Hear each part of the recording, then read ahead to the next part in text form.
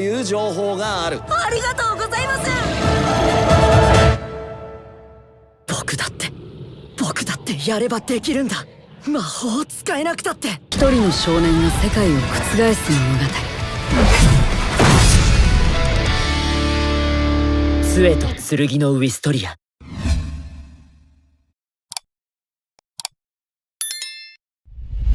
Pada chapter ini diperlihatkan Will sedang menyendiri di sebuah taman, merenungi kegagalannya dalam ujian kelulusan di akademi. Saat Will sedang menyendiri di taman, Rusty tiba-tiba muncul dan menyapa Will. Rusty mengatakan bahwa kacamata Will sudah diperbaiki dan ditaruh di kamar. Melihat Will sedih, lalu Will mengatakan kepada Rusty kalau Profesor Edward adalah yang terburuk. Bagaimana bisa dia memberikan pertanyaan yang membuat orang tidak kompeten sihir bisa menjawab pertanyaan tersebut? Will pun menangis karena Profesor Edward tega memberikan pertanyaan seperti itu. Pertanyaan yang membuat Will gagal dalam ujian tersebut. Padahal hanya tinggal 1 kredit lagi untuk Will lulus. Will merasa hal ini tidak adil baginya. Will pun menangis sejadi-jadinya. Will menangis dalam pundak pelukan Rusty. Rusty mengatakan mungkin ini tidak berarti banyak bagi Will, tapi Rusty akan selalu ada untuk Will. Sementara Will sedang sedih dan menangis di taman, kota sedang merayakan Terminaria, yaitu suatu festival yang menjadi simbol perdamaian. Colette dan teman-teman Will yang lainnya yang sedang berada di akademi khawatir karena tidak ada tanda-tanda dari Will. Colette dan yang lainnya mengkhawatirkan Will, sudah dicari di mana-mana tetapi tidak ketemu juga. Saat yang lain sedang khawatir atas hilangnya Will, Julius tiba-tiba muncul dan mengatakan bahwa bukankah wajar apabila murid yang tidak bisa lanjut ke menara patah hati dan meninggalkan akademi. Julius melanjutkan omongannya yang merasa repot karena harus mencari Will. Saat Julius mengatakan hal yang tidak sopan tentang Will, tiba-tiba Ignore si elf menodongkan tongkat sihir kepada Julius. Ignore mengatakan kepada Julius untuk menarik kata-kata Julius tentang Will. Jangan sampai ada orang yang menghina teman yang sudah diakui oleh seorang elf. Julius membalas ucapan Ignore dengan balasan kalau otak Ignore sudah dirusak oleh Will karena begitu akrabnya sampai Ignore membela Will. Pertikaian masih berlanjut hingga kemudian Julius menampar tongkat sihir milik Ignore. Melihat kondisi yang semakin kacau, tiba-tiba Julius berkata kalau tempat ini adalah akademi sihir, di mana kemampuan sihir adalah segalanya. Mau sekuat apapun dia di dungeon, tetap tidak ada tempat bagi orang yang tidak bisa sihir di akademi ini. Ketika mereka sedang beradu mulut, muncullah Sion dengan tatapan yang kurang menyenangkan menatap Julius.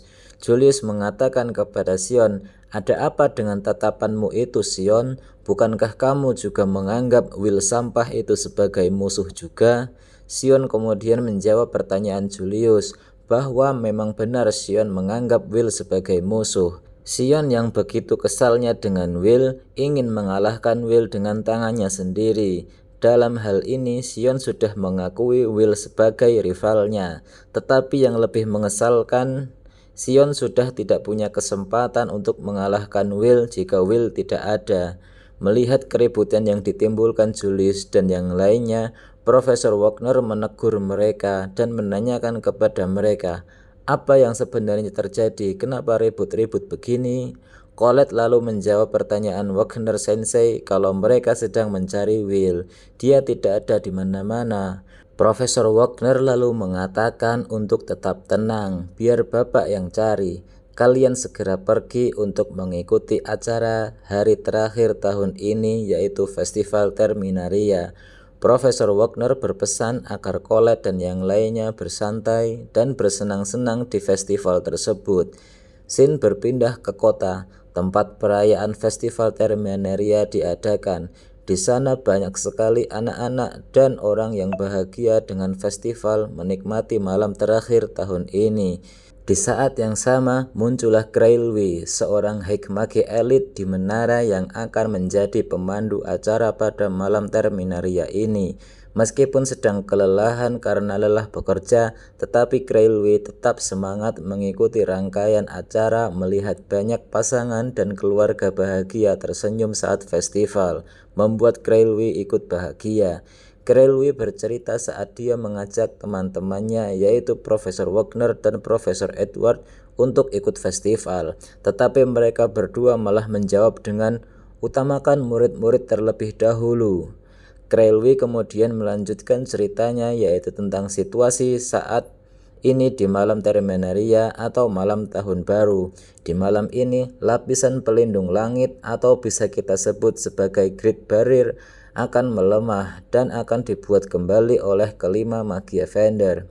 Krailwi melanjutkan ceritanya tentang sejarah dunia itu, yaitu pada zaman dahulu umat manusia tidak memiliki pengetahuan tentang langit dan dunia hanya diselimuti oleh kegelapan, ditambah munculnya serangan penjajah asing dari dunia luar, membuat kekacauan semakin parah, banyak nyawa yang melayang. Di saat manusia putus asa dengan kejadian tersebut, di bawah komando nenek moyang penyihir yang bernama Ratu Sihir Mercedes, kelima penyihir agung menyegel langit dan mengusir para penjajah dunia luar tersebut. Kejadian itu berlangsung sudah 500 tahun yang lalu. Pelindung langit atau Great Barrier dibuat oleh Magia Vendor dengan tujuan untuk menciptakan pembatas antara langit dengan dunia luar, sehingga kita bisa terlindung dari serangan penjajah dunia luar. Mendengar cerita Krailwi tersebut, masyarakat yang mendengar lalu bersorak ria, tanda kalau mereka bahagia mengikuti festival Terminaria ini. Cerita dari Krailwi ini disambung oleh Iris yang mengatakan bahwa durasi penghalang langit ini adalah 1 tahun. Di setiap akhir tahun penghalang itu akan diperkuat dan diciptakan kembali. Iris mengatakan kalau sampai penghalang ini gagal dibuat atau sampai hancur, itu artinya legenda itu terpenuhi. Jangan sampai festival ini gagal.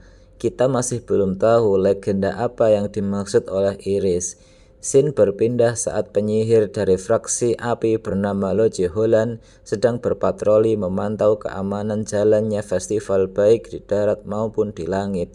Saat dirasa semuanya sudah aman, festival Terminaria siap untuk dilanjutkan. Pada acara inti yaitu penguatan ulang lapisan pelindung langit, hingga tiba saatnya acara inti Terminaria yaitu penguatan barrier pelindung langit dimulai. Para Magia Vendor sudah bersiap untuk memasuki panggung utama yang disambut meriah oleh penduduk yang sedang merayakan Terminaria. Saat kelima Magia Vendor yaitu Eleanor dari fraksi Elf, Elvaria dari fraksi Es, Karyot dari faksi api, Zeo dari faksi petir, dan Aaron dari faksi cahaya. Para Magia Vendor disambut meriah oleh penduduk. Di saat yang sama, Will sedang bersama dengan Rusty di taman sedang sedih sebab kegagalan Will dalam ujian kelulusan. Di kota, festival Terminaria sudah dimulai, yaitu dengan pidato yang memberikan peringatan kepada penduduk agar tidak pernah lupa para penjajah dari dunia luar masih mengincar dunia ini. Walau bagaimanapun, langit tetap harus dipertahankan. Acara inti Terminaria dimulai dengan para penduduk mengangkat tongkat sihirnya bersama dengan kelima Magia Vendor untuk memperkuat barrier pelindung langit. Cahaya di langit muncul sesaat setelah sihir besar dimulai, yaitu sihir Wendes Terminaria untuk memperkuat pelindung di langit. Kembang api bertaburan di angkasa menandakan tahun baru dan tanda dimulainya sihir Terminaria. Saat langit dipenuhi oleh kembang api, tiba-tiba muncul banyak lingkaran sihir di langit yang menyebar ke seluruh wilayah. Para penduduk bingung dengan hal ini karena di tahun-tahun sebelumnya tidak pernah ada banyak lingkaran sihir muncul saat Terminaria. Para penyihir yang bertugas patroli dibuat bingung dan panik. Dengan segera mereka berusaha untuk mencari sumbernya. Dari lingkaran muncul banyak monster ganas dari lantai bawah dungeon. Ternyata lingkaran sihir tersebut adalah gate yang dibuat oleh penyusup yang ada di dungeon saat pelatihan. Para penyusup tersebut mengatakan alasan mengapa mereka menyerang di saat Terminaria, yaitu saat itu kekuatan magia Vander akan terkuras setelah membuat penghalang, sehingga saat penyerangan ini dilakukan magia Vander takkan bisa berbuat banyak untuk melindungi penduduk. Pesta pembantaian oleh monster-monster pun dimulai.